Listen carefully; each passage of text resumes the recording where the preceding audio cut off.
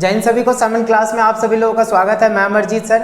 देखिए आज की वीडियो के अंदर हम लोग चैप्टर नंबर 2 करने वाले हैं। क्लास 10th का एसएसटी है, सामाजिक विज्ञान है, जिसका हम लोग जो है चैप्टर नंबर 2 पढ़ने वाले हैं।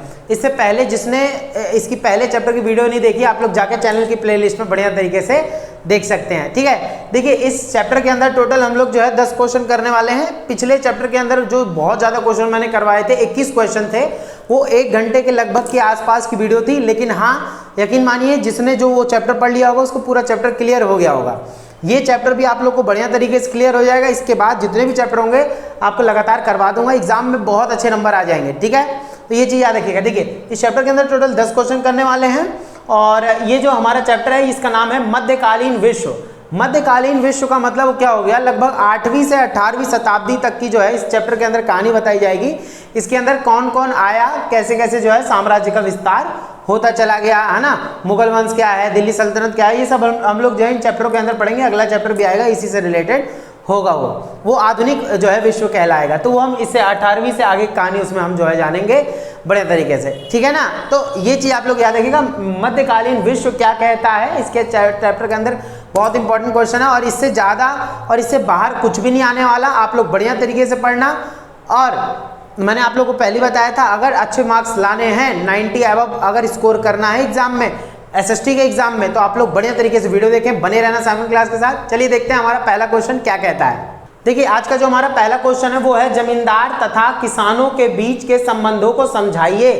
जमींदार और किसानों के बीच के संबंध क्या कहते हैं। देखिए जमींदार और किसानों के बीच के जो संबंध होते हैं, आखिर क्या है, इनके संबंधों के बारे में क्या बताना है, आप लोग जो है अपने स्क्रीन पर आंसर देखिए। देखिए तो जमींदार और किसान कौन होते हैं, जिनके पास बहुत सारी प्रॉपर्टी होती है वो जमींदार होते हैं। और किसान कौन होते हैं, जो किसान उनकी खेती पर जो है खेती बाड़ी करते हैं, वो किसान हो जाते हैं। ठीक है, देखिए तो जमींदार और किसानों के बीच के संबंधों को बताना है। तो मध्यकालीन यूरोप की अर्थव्यवस्था बुनियादी रूप से कृषि पर आधारित थी, किंतु राजनीतिक उथल पुथल की वजह से, याद रखिएगा क्या बोला जा रहा है कि मध्यकालीन यूरोप की, यूरोप आप लोग देखिए यूरोप कहाँ पड़ता है, उसके बाद इसमें क्या बता रखा है, तो मध्यकालीन समय तो मैंने आपको बता दिया और यूरोप की बात हो रही है। देखिए तो यूरोप की अर्थव्यवस्था बुनियादी रूप से कृषि पर आधारित थी। तो यूरोप के अंदर खेतीबाड़ी लोग करते थे, उसी पे उनका डिपेंड था हर चीज खेतीबाड़ी पर किंतु राजनीतिक उथल पुथल की वजह से, राजनीतिक अस्थिरता की वजह से किसानों की स्थिति बहुत ज़्यादा बेकार हो गई। किसानों के पास ना खेत थे, ना ही खेतीबाड़ी के औजार, ना ही किसानों के पास खेत थे। हम यहाँ पे यूरोप की बात कर रहे हैं, ना ही उनके पास खेत थे। हम भारत की बात नहीं कर रहे हैं, यहाँ पे खेत भी नहीं थे, औजार भी नहीं थे उनके पास, कब, मध्यकालीन विश्व में। उसके बाद क्या हुआ कि इन सब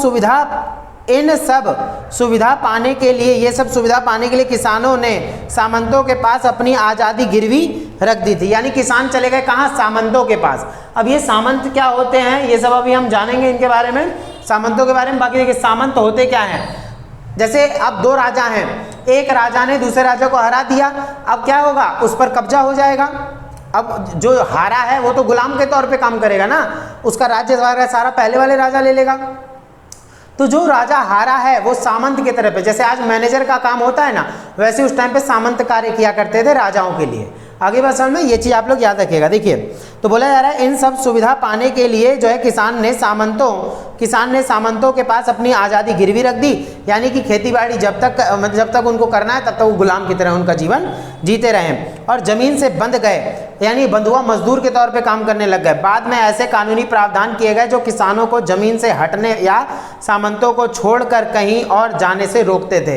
यानी कुछ और ऐसे नियम ले आए गए जिसमें किसान कहीं और नहीं जा सकता, बल्कि किसान क्या है, वो फंस गया है, अब उसको जो है कार्य करना पड़ेगा, यानी बंधुआ मजदूरी करनी पड़ेगी। किसान ने जब तक खेतीबाड़ी करेगा तब तक उसको नियंत्रण में रहना पड़ेगा सामंत के। अगर वो छोड़ के जाना चाहेगा, अगर उसके ऊपर कर्जा है किसान के ऊपर, तो वो छोड़ के जा भी नहीं सकता, उसके बच्चों को काम करना पड़ेगा उस खेतीबाड़ी के ऊपर, खेती के ऊपर। आगे में समझो, तो ये बंधुआ मजदूरी हो जाता है एक तरीके से। तो ये हो जाएगा आपका जो है पहला क्वेश्चन।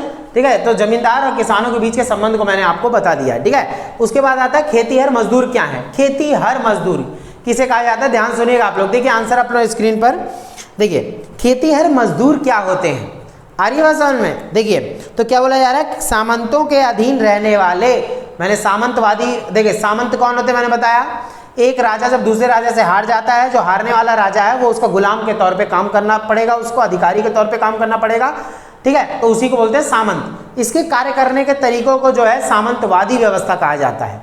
ठीक बात, देखिए बढ़िया तरीके से पढ़ते रहिए, हीरो हीरोइन बन जाएंगे, ठीक है ना। देखिए तो सामंतों के अधीन रहने वाले किसान खेतीहर मजदूर कहलाते थे। ये लोग क्या कहलाते थे? खेतीहर मजदूर, जो सामंतों के नियंत्रण में रहते थे। सामंत है, सामंतों को जो नियंत्रण में किसान खेतीबाड़ी करेगा उसको खेतीहर मजदूर कहा जाएगा। जिसके पास जमीन वगैरह नहीं है लेकिन वो फिर भी खेतीबाड़ी कर रहा है दूसरे की जमीन पे, तो वो खेतीहर मजदूर कहा जाएगा। ठीक बा, देखिए चलिए अब आ जाता है नेक्स्ट क्वेश्चन।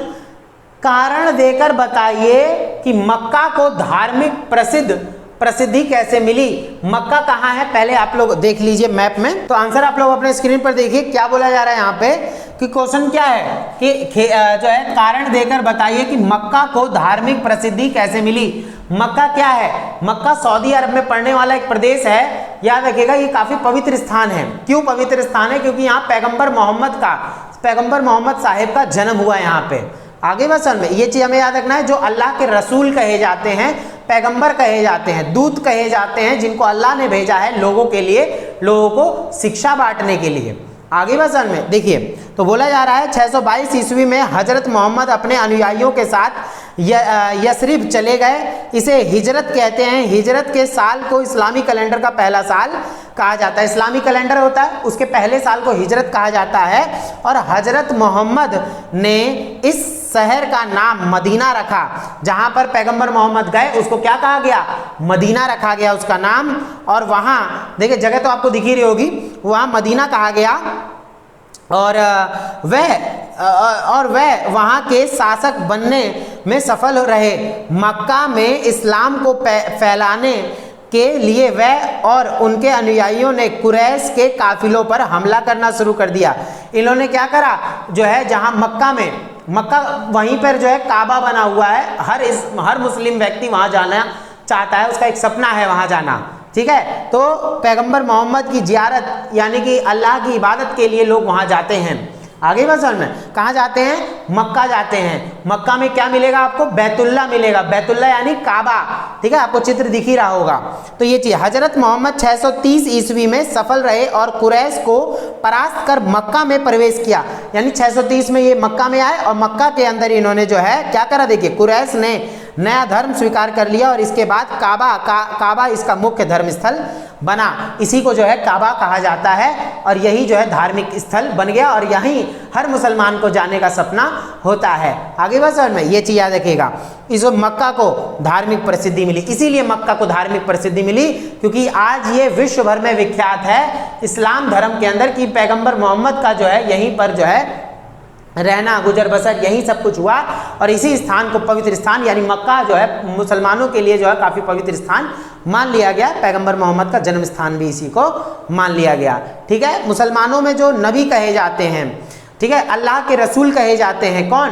पैगंबर मोहम्मद साहिब। आगे बात समझ में, ये चीज़ हमें याद रखना है, कोई दिक्कत तो नहीं है। ठीक है, चलिए उसके बाद आ जाता है इसीलिए मक्का को जो है काफ़ी धार्मिक प्रसिद्धि का केंद्र माना जाता है क्योंकि धार्मिक आस्था जुड़ी है मुसलमानों की इनसे, कोई दिक्कत तो नहीं है। चलिए उसके बाद रोमन साम्राज्य के पतन के बाद पश्चिम यूरोप के राजनीतिक और आर्थिक जीवन में होने वाले परिवर्तन की चर्चा करनी है। ध्यान सुनिएगा, रोमन साम्राज्य में याद है रोमन साम्राज्य का पतन हो गया, उसके बाद पश्चिमी यूरोप दिख रहा होगा आपको चित्र, तो पश्चिमी यूरोप यानी यूरोप के इस हिस्से की बात कर रहे हैं। इधर चित्र में आपको दिख रहा होगा पश्चिमी यूरोप की राजनीतिक और आर्थिक जीवन में क्या क्या परिवर्तन देखने को मिले वो हमें यहाँ पे बताना है। ठीक बात, देखिए क्या है, देखिए ऐसे समय में जब पश्चिमी यूरोप बहुत पिछड़ी हुई स्थिति में था, ठीक है, पश्चिमी यूरोप की बात हो रही है, तो पश्चिमी यूरोप बहुत पिछड़ी हुई स्थिति में था, तो यूनानी भाषा के लोगों की राजनीतिक और आर्थिक, देखिए ध्यान सुनिएगा, यूनानी भाषा है जो कहाँ बोली जाती है, आपको चित्र में भी दिख रहा होगा, तो यूनानी भाषा के लोगों की राजनीतिक और आर्थिक व्यवस्थाएं जो बहुत महत्वपूर्ण थी समाप्त हो गई।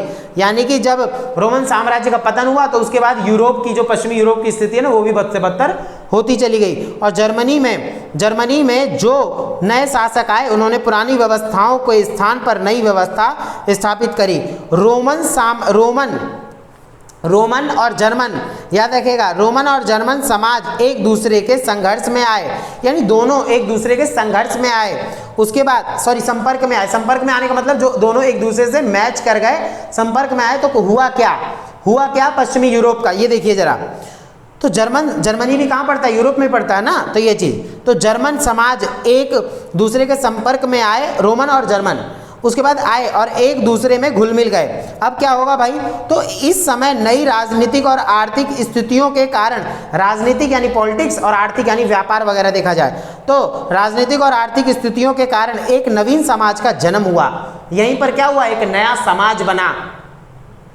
इस नवीन समाज की सबसे महत्वपूर्ण संस्था सामंतवादी थी। याद रखिएगा कि जर्मन और रोमन साम्राज्य में काफी एक चीज फेमस थी, कौन सा, सामंतवादी व्यवस्था। मैंने अभी आपको बताया था सामंत कौन होते हैं, उनके द्वारा किया गया कार्य, यानी अधिकारी हो जाते हैं ना, तो इनके द्वारा किया गया कार्य क्या कहलाता है, ये सामंतवादी व्यवस्था कहलाता है। ठीक बा, देखिए, तो उसके बाद देखिए, सामंतवाद सामाजिक, आर्थिक और राजनीतिक संगठन की एक पद्धति थी।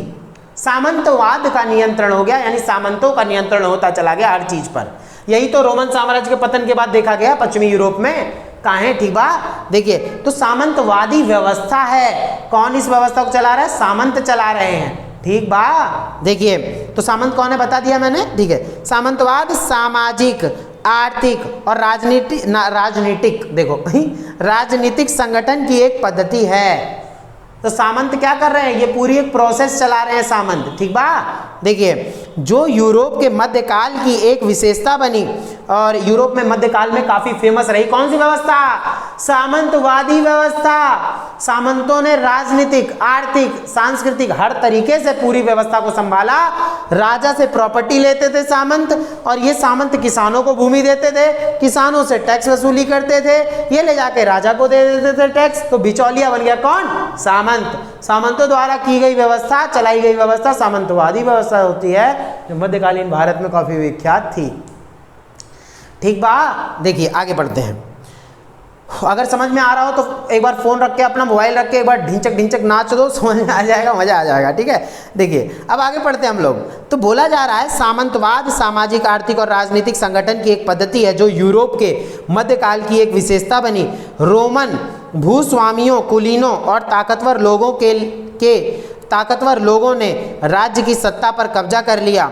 याद रखिएगा क्या बोला जा रहा है कि रोमन भूस्वामियों, कुलीनों, ताकतवर लोगों ने राज्य की सत्ता पर कब्जा कर लिया धीरे धीरे, और 9वीं शताब्दी में उन्हें राजनीतिक और न्यायिक अधिकार प्राप्त हो गए, यानी सामंतों को हर तरीके से अधिकार प्राप्त होना शुरू हो गया था। तो ये जो मध्यकालीन विश्व है, इसमें तो और ज्यादा अधिकार इनको प्राप्त हो गए थे। किसको, सामंतों को, हर राजनीतिक, आर्थिक, सांस्कृतिक हर चीज। राजनीतिक प्रभुत्व का संगठन सामने आया। इसमें शीर्ष पर था राजा। सबसे ऊपर कौन होता था इसमें, मध्यकालीन में किसकी स्थिति सबसे ऊपर होती थी, राजा की, राजा सबसे ऊपर। उसके बाद जो है अर्ल, राजा, और फिर अर्ल और ड्यूक, ये सब पद होते हैं छोटे छोटे अधिकारियों के। तो छोटे सामंत जिन्हें बैरन कहते थे, राजा के नीचे कौन आ रहे हैं, ये आ रहे हैं बैरन, जिसे सामंत कहते हैं। राजा के नीचे होगा ना सामंत, मैनेजर किसके नीचे होता है, मालिक के नीचे, वही होता है सेम। और उनके नीचे थे नाइट। याद रखना, सामंतों के नीचे कौन होते थे, नाइट होते थे। कैसे, राजा है, सामंत है, नाइट है। नाइट कौन होता था, याद से ध्यान सुन लेना, नाइट उन किसानों को कहा जाता था जो आवश्यकता पड़ने पर सेना का भी काम करते थे, गोली वोली चलाना, मतलब उस टाइम तो गोली वोली नहीं, बाकी ये सब काम करना। तो जो आवश्यकता पड़ने पर सेना का भी काम कर रहे हैं जो किसान, उनको नाइट बोला जाता था। आगे बात समझ में, चलिए अब आगे देखते हैं। नाइट सामंत निम्नतम श्रेणी में आते थे, यानी नाइट जो है काफी नीचे आते थे, और सिर्फ सामंत राजा से अपना अधिकार पाते थे। परंतु इस व्यवस्था में राजनीतिक सत्ता विकेंद्रित थी, सबको अपनी अलग अलग जो है पावर मिली हुई थी, और सामंत और मातहत के मध्य रिश्ता बनाने के लिए एक अनुष्ठान किया जाता था। पूजा पाठ, अनुष्ठान मतलब पूजा पाठ होता है, अनुष्ठान किया जाता था। जागीर जीवन भर सामंत को अपनी सेवा प्रदान करने का प्रण लेता था, यानी इसी पूजा पाठ में ये सामंत प्रण लेता था कि मैं इस जमीन पर सच्ची निष्ठा के साथ काम करूंगा। लेकिन कई सामंतों ने बाद में धोखाधड़ी भी करना शुरू कर दिया था। ठीक है, देखिए, तो वह सामंत का संरक्षण प्राप्त करता था, यानी राजा क्या करेगा, देखिए जैसे मालिक है, मैं मान लो मालिक हूँ, उसके बाद मेरे नीचे बहुत सारे सामंत है, काम कर रहे हैं, तो मैं यहाँ क्या करूँगा कि उनसे टैक्स वसूली, वो लोग टैक्स वसूली करके लाएंगे, मेरे को देंगे भेंट स्वरूप, और मेरा भी तो फर्ज बनता है उनको गिफ्ट, एज ए गिफ्ट के तौर पे कुछ भी देने का, तो मैं गिफ्ट के तौर पे उनको कुछ जमीनें दे दूंगा, कुछ उनकी प्रॉपर्टी हो जाएगी, तो इस तरीके से हो जाएगी। ठीक बा, यही है रोमन साम्राज्य के पतन के पश्चात पश्चिमी यूरोप की राजनीतिक आर्थिक, इसमें बताना है किसके बारे में, सामंतों के बारे में। ठीक बा, चलिए उसके बाद आता है इस्लाम की प्रमुख शिक्षाओं का वर्णन करें। बहुत धांसू क्वेश्चन है, इतना धांसू कि आप लोग नाच लो, समोसे गोलगप्पे चाउमीन सब खा लो आप लोग। देखिए उसके बाद क्या है, हाँ क्वेश्चन में क्या कह रहा है, ध्यान सुनिएगा। क्वेश्चन ये है इस्लाम की प्रमुख शिक्षाओं की चर्चा करनी है। इस्लाम की प्रमुख शिक्षाएं, बहुत अच्छी शिक्षाएं हैं, ध्यान सुनिएगा। पैगंबर मोहम्मद साहिब द्वारा क्या क्या शिक्षाएं दी गई जिसकी वजह से लोगों ने इस्लाम धर्म कबूल किया, क्या था देखिए जरा। इस्लाम धर्म के संस्थापक कौन थे, हजरत मोहम्मद या पैगंबर मोहम्मद साहिब भी बोल सकते हैं। ठीक है, उनका जन्म 570 ईस्वी में हुआ था। कहाँ पे, कुरैश कबीले में हुआ था। 40 वर्ष की आयु में उन्हें नबूवत प्राप्त हुई, यानी कि क्या बोल सकते हैं इसको, निर्वाण प्राप्त हुआ। उन्होंने अरब वासियों को बताया कि ईश्वर एक है और मोहम्मद ईश्वर के नबी हैं, यानी कि उन्होंने बोला, यानी इस्लाम में क्या बहुत सारे देवताओं की भगवानों की पूजा होती नहीं ना, एक ईश्वर को माना जाता है। उसके बाद इन्होंने क्या करा, उन्होंने अरब वासियों को जो है बताया कि ईश्वर एक है, मतलब उन्होंने बोला भगवान एक ही हैं और मोहम्मद ईश्वर के नबी हैं, यानी जो पैगंबर मोहम्मद हैं वो भगवान ईश्वर के क्या हैं, नबी हैं, अल्लाह के नबी हैं, रसूल हैं, पैगंबर हैं, उनके दूत हैं, भेजे गए हैं उनके द्वारा। और मोहम्मद साहिब ने इस्लाम फैलाने में अथक परिश्रम किया, बहुत मेहनत करी उन्होंने, उनके प्रयासों में सफलता मिली और कुरैश में बड़ी संख्या में लोग मुसलमान हो गए। इसके बाद काबा मुसलमानों का मुख्य धर्म स्थल बन गया, यानी काबा जो है, काबा आपको दिख रहा होगा, जिसे बैतुल्ला भी कहा जाता है, और इनका जो है धार्मिक स्थल बन गया वो। आगे बात समझ में, ये चीज़ याद रखना। उसके बाद देखिए क्या बोला है, इसके बाद काबा मुसलमानों का जो है मुख्य धर्म स्थल बन गया। इस्लाम की शिक्षाएं क्या है वो ध्यान सुनिएगा। पहली शिक्षा, इस्लाम का अर्थ है धर्म की अधीनता और पालन, अर्थात ईश्वर के समक्ष संपूर्ण समर्पण करना। आप भगवान के सामने संपूर्ण समर्पण कर दो, अल्लाह के सामने, और भगवान में जो है यकीन रखो, भरोसा रखो, पालन करो, जो अल्लाह के द्वारा, जो पैगंबर मोहम्मद साहिब के द्वारा जो नियम बनाएगा उनका पालन करना। ठीक है, कुरान उनकी पवित्र पुस्तक है। तो मुसलमानों में इस्लाम के अनुसार ईश्वर एक हैं, मोहम्मद साहिब आखिरी और जो है महानतम पैगंबर हैं, और पवित्र जीवन व्यतीत करना इस्लाम की शिक्षा का महत्वपूर्ण। पवित्र जीवन व्यतीत करो, साफ सुथरा जीवन, निश्चित समय पर नमाज और रोज़ा रखना चाहिए, और कुरान में बताए गए बातों पर अमल करना चाहिए। कुरान में जो भी बातें बताई जा रही हैं उस पर आप क्या करें, अमल करें। उसके बाद कुरान के अतिरिक्त मोहम्मद साहिब के वचनों, आदर्शों और हदीस की शिक्षाओं पर अमल करना चाहिए। ये जो पैगंबर मोहम्मद साहिब हैं उनके द्वारा जो बताए गए नियम हैं उनका जो है हर मुसलमान को जो है नियम का पालन करना चाहिए। ठीक बा, चलिए उसके बाद आता है मुगल काल में राजस्व वसूली के क्या प्रावधान बताए गए हैं। क्या बताना है कि मुगल काल जो है, मुगलों का काल देखिए, मुगल जो है, मुगल में ये कब आए थे, 1526 में। ठीक है, बाबर ने इसकी शुरुआत करी थी और ये कब तक चला था, 1857 तक चला था। ईस्वी की बात हो रही है, ईसा पूर्व की नहीं। ठीक है, तो ये 1526 से 1857 तक।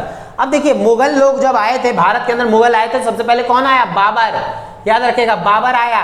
फिर उसके बाद कौन आया, हुमायूं। फिर कौन आया, अकबर।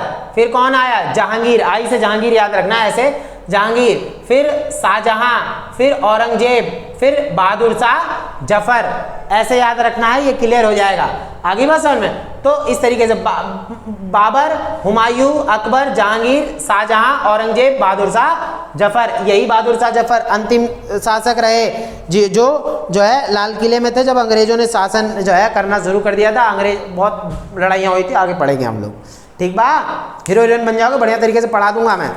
ठीक है, देखिए अब आ जाता है इसमें कि मुगल काल के, हम क्वेश्चन में कौन सा पढ़े हैं भाई, कि मुगल काल में राजस्व वसूली के क्या प्रावधान थे। मुगल काल में टैक्स कैसे वसूला जाता था वो देखिए आप लोग। हीरोइन बन जाओगे, याद रख लेना, इतना धांसू पढ़ा दूंगा, बस बढ़िया तरीके से पढ़ते जाओ। वीडियो लंबी होती है, कोई बात नहीं, बढ़िया से पढ़ो, मजा आ जाए। आप हीरोइन बन जाओगे, हीरोइन बनोगे, जरूर बनोगे, बहुत धांसू पढ़ लोगे। आगे बात समझो, मस्त तरीके से पढ़ा दूंगा, सारा चैप्टर क्लियर करवा दूंगा, बस आप लोग भरोसा बनाए रखें अपना। ठीक है, टाइम लगता है, कोई बात नहीं, बढ़िया तरीके से पढ़ना है, ठीक बा। चलिए उसके बाद आया था मुगल काल में राजस्व वसूली का क्या प्रावधान था, वो देखिए जरा आंसर आप लोग। मुगल सम्राट अकबर, यहाँ हम अकबर की बात करेंगे, अकबर की बात करेंगे, ठीक बा। देखिए तो अकबर की बात कर रहे हैं तो मुगल सम्राट अकबर के शासनकाल में राजस्व वसूली की पद्धति में परिवर्तन आ गया, यानी अकबर जो है ठीक ठाक वसूली करते थे बढ़िया तरीके से। देखिए राज्य और किसान के बीच नया संबंध स्थापित हुआ, जमीन की मापतोल की गई, जितनी जमीन है उससे उतना ही टैक्स वसूला जाएगा, ज़्यादा नहीं और कम भी नहीं, और उसके क्षेत्रफल के अनुसार भू राजस्व निर्धारित किया गया था, जिसके पास जितनी जमीन उतना ज़्यादा टैक्स, है ना, ज़्यादा जमीन ज़्यादा टैक्स, कम जमीन कम टैक्स। जमीन उर्वरता का भी हिसाब रखता था, यानी जितना उत्पादन हो रहा है उसके हिसाब से भी टैक्स लेंगे, यानी कि उत्पादन हुआ ही नहीं टैक्स वसूल नहीं, अकबर ऐसा नहीं था। उसके बाद बाजार की तत्कालीन कीमत के आधार पर उत्पादन में जो है राज्य में हिस्से का नगद मूल्य आंका गया, यानी कि ये देखा गया किस नकद भी लेते थे, नगद यानी पैसा भी लेते थे कीमत उसके हिसाब से, तत्कालीन समाज में क्या कीमत चलती थी उस हिसाब से। इसी के अनुसार नगदी में ही राजस्व निर्धारित किया गया, यानी नगद ही लेंगे, पैसा ही लेंगे, सब लोग मुद्राएं लेते थे। राज्य नगदी फसलों को बढ़ावा दिया करते थे, यानी नगद लेते थे ज़्यादातर, पर जिसके पास नहीं होता था उसके लिए एक और प्रावधान रखा गया था, फसलों का प्रावधान। पैसा नहीं है आप फसल भी दे सकते हो, ठीक बा। देखिए फसल नष्ट होने पर कर्ज दिए जाते थे, अकबर इतना बढ़िया था कि फसल नष्ट हो गई तो कर्ज भी दे दिया करता था, आगे बात समझ में। और राजस्व वसूली में राहत दी जाती थी, अगर टैक्स नहीं हुआ या किसी का उत्पादन नहीं हुआ तो वहाँ जबरदस्ती टैक्स वसूली किसी से नहीं की जाती थी, आगे बात समझ में। ये चीज़ हमें याद रखना है, कोई दिक्कत तो नहीं है। चलिए उसके बाद आता है हमारा नेक्स्ट क्वेश्चन। नेक्स्ट क्वेश्चन क्या कह रहा जा रहा है, देखिए कह रहा जा रहा है मुगल काल में राजस्व हो गई बा, ठीक है। मुगलों के आगमन के पश्चात भारत में होने वाले परिवर्तन को लिखें। मुगल कब आए? 1526 में। कौन आया पहले? बाबर आया, ठीक है। चलिए मुगलों के आगमन के पश्चात भारत की क्या कौन सी स्थिति, आर्थिक भारत की कौन सी परिवर्तन बताने हैं सिर्फ, अभी फिर आर्थिक बाद में बताऊंगा। परिवर्तन देख लो क्या क्या है। मुगलों के आगमन से, यानी मुगल लोग जब आए भारत के अंदर तो मुगलों के आगमन ने एक नए युग की शुरुआत करी। राजनीतिक एकीकरण और एक लंबे समय तक शक्ति और स्थिरता में जो है आर्थिक प्रगति और खुशहाली आई। देखो सिंपल सी बात, इतने लंबे साल तक इन्होंने शासन किया था तो आर्थिक शुरुआत देखो, जैसे शाहजहां ने लाल किला बनवाया, ताजमहल बनवाया, इतनी सारी चीज़ें करवाई थी ना, खुशहाली आई। सामाजिक और सांस्कृतिक स्तर पर उदारता, सहनशीलता और एकता की भावना बढ़ती गई। लोगों में एक अच्छाई वाली भावना आई। कला की विभिन्न विधाओं में जो है भारतीय और मुसलमान कला का सम्मिश्रण देखने को मिला। ये पेंटिंग में पढ़ेंगे हम लोग। स्थापत्य मतलब घर मकान बनाना, वो बनाना, क्या नाम है, किले बनाना। उसके बाद चित्रकारी कितनी सुंदर की गई मुगलों में। साहित्य मतलब पुस्तकें लिखी गई। और धार्मिक वातावरण यानी पूजा पाठ। अकबर ने ऐसा नहीं है मंदिर नहीं बनवाया, मंदिर बनवाए थे अकबर ने भी बहुत सारे, क्योंकि खुद पत्नी जोधा थी ना, तो वो तो थी, तो इसलिए। उसके बाद धार्मिक वातावरण, समन्वय की भावना देखने को मिलती है। यद्यपि दिल्ली सल्तनत उस टाइम की है, 1200 के टाइम की, 1206 के, ये इसके बाद, इससे पहले आई थी काफ़ी। तो दिल्ली सल्तनत और मुगल साम्राज्य जैसे एकीकृत साम्राज्य भी थे मध्यकालीन भारत में, याद रखना। और पर साथ ही साथ कुछ स्वतंत्र राज्यों के भी अस्तित्व मौजूद था। बंगाल में इलियास शाही और हुसैन शाही वंश, असम के अहोम, उड़ीसा गणपति वंश और राजस्थान में मेवाड़ और मारवाड़ वंश तथा जौनपुर के शासक स्वतंत्र थे। यानी कि यहाँ पे महाराणा प्रताप, पृथ्वीराज चौहान, कुछ राजपूत शासकों का भी जो है निर्माण हो गया था। बाल अब आ रहे हैं बढ़िया तरीके से, लेकिन यहाँ पे जानते हो अब इतना ज़्यादा ना टेंशन ले लेके ये मैं कुछ टाइम पे हाफ प्लेट हो जाऊँगा चाउमीन जैसे, नहीं बोलते हैं जैसे यहाँ से उड़ जाना, टकला दिखना, यहीं रह जाएगा मुझे लगता है बाल। यहाँ का तो बिल्कुल हल्का हो गया है बाल, देखिए ना बाल अब बिल्कुल हल्का हो गया है, यहाँ से टकला हो जाऊँ कुछ ज़्यादा से ज़्यादा 5 साल बाद ये जो है ना ये एरिया ये सफ़ा चट हो जाएगा और यहीं दिखेगा और अजीब ही हो जाएगा। लेकिन कोई बात नहीं, उससे पहले नकली लगवा लूँ, क्या दिक्कत है बाल अच्छे से हो जाएंगे, दाढ़ी वाड़ी रख लेंगे, सफ़ेद हो जाएंगे लेकिन फिर भी अच्छे लग रहेंगे हम लोग, ठीक है देखिए तो ये चीज़ हमें याद रखना है, कैसे कैसे शासक रहे हैं, ठीक बा। चलिए तो ये परिवर्तन देखने को मिले। उसके बाद आ रहा है मध्यकाल में धार्मिक आंदोलन का पर प्रकाश डालिए, ठीक है। धार्मिक आंदोलन इंपॉर्टेंट लिखेंगे, इम्फॉरेंट। देखिए तो कैसे 8वां क्वेश्चन देखिए जरा इसमें। तो मध्यकाल की धार्मिक आंदोलन पर प्रकाश डालना। धार्मिक आंदोलन क्या होता है? यानी कि अब लोगों ने नए तरीके से धर्मों को मानना स्वीकार कर दिया। नए तरीके से धर्म को मानना स्वीकार किया। लोग अब दूसरे धर्मों को छोड़ के नए धर्म में जा रहे हैं, है ना। तो क्या हुआ देखिए इधर भागा दौड़ी इसी काल में हुई बीच में। देखिए तो बोला जा रहा है धार्मिक आंदोलन क्या है, तो धर्म और संस्कृति के क्षेत्र में मध्यकाल में विशेष परिवर्तन हुए। यही मध्यकाल यही रहा, इसी में विश्व के अंदर अलग अलग परिवर्तन देखने को मिल गए थे। जैसे धर्म और संस्कृति के क्षेत्र में मध्यकाल के में विशेष परिवर्तन हुए। भक्ति आंदोलन की लहर ने जनमानस में ईश्वर भक्ति और आत्म शुद्धि का संदेश दिया। उसके बाद भक्ति आंदोलन ने उपासना और भक्ति द्वारा ईश्वर तक पहुंचने का मार्ग सुझाया। यानी कि यहाँ क्या बोला जा रहा है, भक्ति आंदोलन ने, यानी भक्ति आंदोलन मतलब क्या होता है, अपने अपने धर्म को आगे बढ़ाना। लोग धर्मों के लिए ललायित हो गए। आर्यवासन में ये चीज़ हमें याद रखना बढ़िया तरीके से। क्या बोला जा रहा है देखिए जरा, तो इसमें क्या है कि भक्ति आंदोलन ने उपासना और भक्ति द्वारा ईश्वर तक पहुंचने का मार्ग सुझाया। लोग ईश्वर के लिए परेशान हो गए, जाना चाहते थे वहाँ, लोग भक्ति करना चाहते। इससे कर्मकांड और बलि के स्थान पर शुद्धता और भक्ति पर जोर दिया गया। जहाँ पहले कर्मकांड बलि वगैरह चलता था, अब लोगों ने इन चीज़ों को छोड़कर साफ सुथरा जो है धर्म अपनाना शुरू कर दिया। और रामानंद, कबीरदास, रविदास, मीराबाई, इन सब महापुरुषों ने या जो काफ़ी पवित्र लोग हुए, इन लोगों ने कभी भी नहीं बोला कि आप जीव हत्या करें। जैसे हमारे गुरु नानक जी आदि संतों और महात्माओं ने जनमानस पर गहरा प्रभाव डाला, यानी लोगों पर एक बुद्धि पर असर डाला कि आपको जो है गलत कार्य नहीं करना है। ठीक बा। देखिए उसके बाद बोला जा रहा है कि गुरु नानक जी ने घूम घूम कर ईश्वर की सत्ता का आभास कराया। लोगों को बताया कि भगवान क्या है, ईश्वर क्या है, हमारा फर्ज क्या बनता है उनके प्रति।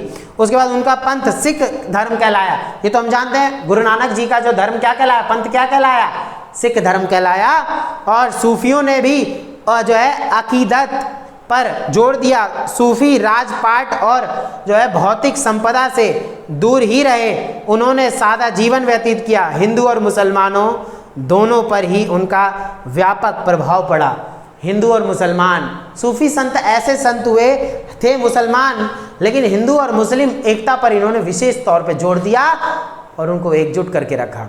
आ गई बात समझ में, ये रखना है, धार्मिक आंदोलन है ये। चलिए उसके बाद मध्यकालीन भारत में धर्म और संस्कृति के क्षेत्र में परंपराओं का सुंदर समन्वय हुआ। मध्यकालीन भारत में, यहाँ भारत की बात आ गई, विश्व हटा दो अभी।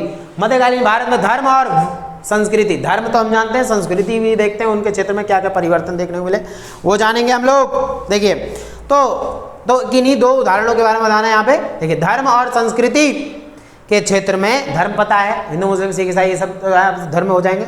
संस्कृति में तो खाना पीना, पहनावा, भाषा, रंग रूप, ये सब संस्कृति में आ जाएगा। ठीक है। देखिए तो धर्म और संस्कृति के क्षेत्र में मध्यकाल में भारत में विभिन्न परंपराओं का मिलन हुआ। मध्यकाल में अलग अलग धर्म आपके सामने आए, महापुरुष आए, नए नए धर्म लेकर आए, लोगों का सोच बदला। भक्ति और सूफी आंदोलन इनके उदाहरण हैं। कुछ लोग भक्ति करे, कुछ लोग सूफी आंदोलन किए। ठीक है। अलवार लोग आए, न्यानार लोग आए, नए नए धर्मों में भगवान शिव की भक्ति करने वाले, लिंगायत आए, वैष्णववाद के लोग आए, सूफियों में चिश्ती सिलसिला, कादरी सिलसिला, ये सब चलता गया सूफी संतों में।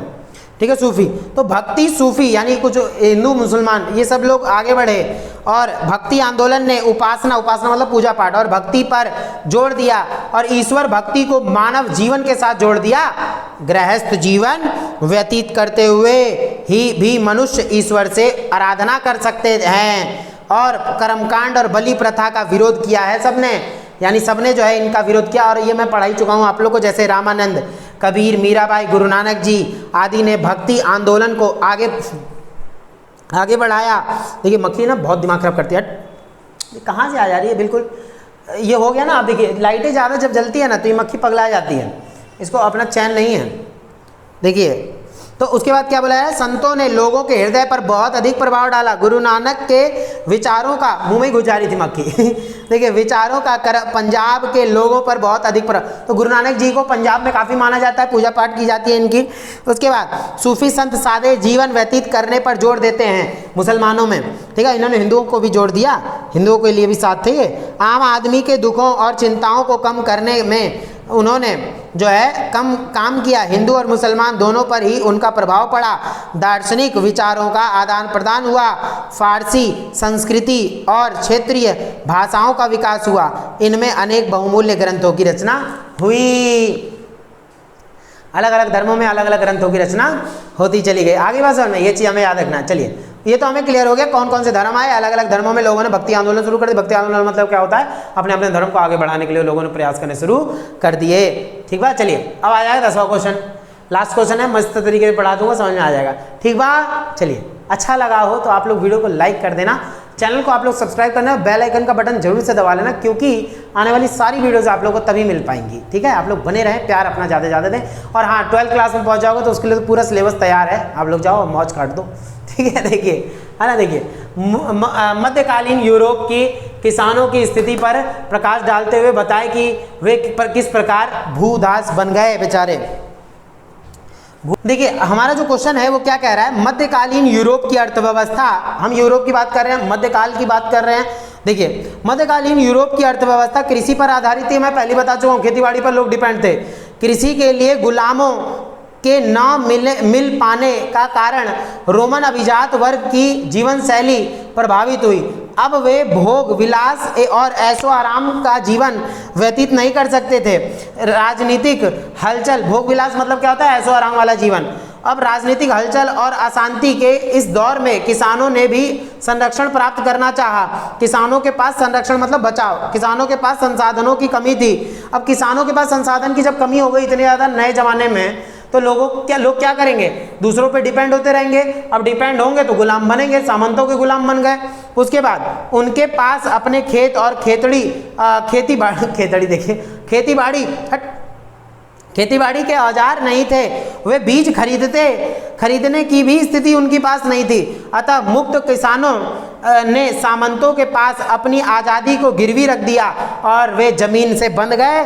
किसानों की स्थिति बद से बदतर हो गई और बाद में ऐसे कानून बने जिनसे वे सामंतों को छोड़कर कहीं और नहीं जा सकते थे। जब मुक्त किसानों ने शक्तिशाली रोमन भूस्वामियों या जर्मनिक किसानों ने जो है शक्तिशाली रोमन भूस्वामियों या जर्मनिक जो है सरदारों से संरक्षण मांगा, तो उन्हें अपनी अपनी आज़ादी खोनी पड़ी। भाई देखो, किसान कहीं ना कहीं बचाव के लिए जाएगा ही ना, तो जब मदद मांगी तो लोगों ने क्या करा, उनका फ़ायदा उठाया, उनको अपना गुलाम बना लिया। और जो बंधुआ मजदूर, बड़े सामंतों की राजनीतिक और आर्थिक स्थिति शक्ति में वृद्धि होती चली गई। परिणाम स्वरूप किसान पूरी तरह कुलीन, मतलब दो बार लिख दिया, कुलीन और भूस्वामियों के अधीन हो गए, गुलाम बन गए। इन सामंतों के पास राजनीतिक और न्यायिक अधिकार भी थे।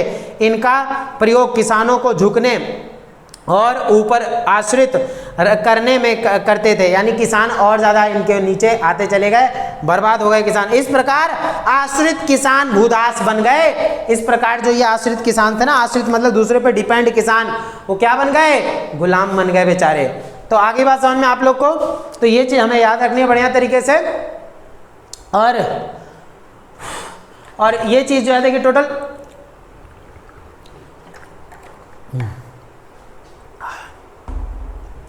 देखिए, आप लोग को अगर नोट चाहिए होगा तो आप लोग चैनल के अबाउट में जाएं, वहाँ पे व्हाट्सएप ग्रुप से ज्वाइन हो जाए, अपना नाम और क्लास वगैरह भेज देना एनआईएस डाल के, मैं ग्रुप में ऐड कर लूँगा। आप लोग को फ्री नोट्स मिल जा रहे हैं। आपको क्या चाहिए एक बात बताइए, है ना, PDF आपको भेज दूंगा मैं, बढ़िया तरीके से पढ़ के नाच देना एक बार। और 7 क्लास का आप लोग सपोर्ट कर दें बढ़िया तरीके से, बहुत आगे तक जाना है। आपको 1 रुपया नहीं लग रहा, आप लोग बस अपना प्यार दें, ठीक है। मैं चाहता हूँ हर बच्चा, क्योंकि एनआईएस वाले बच्चे पीछे नहीं रहने चाहिए किसी से।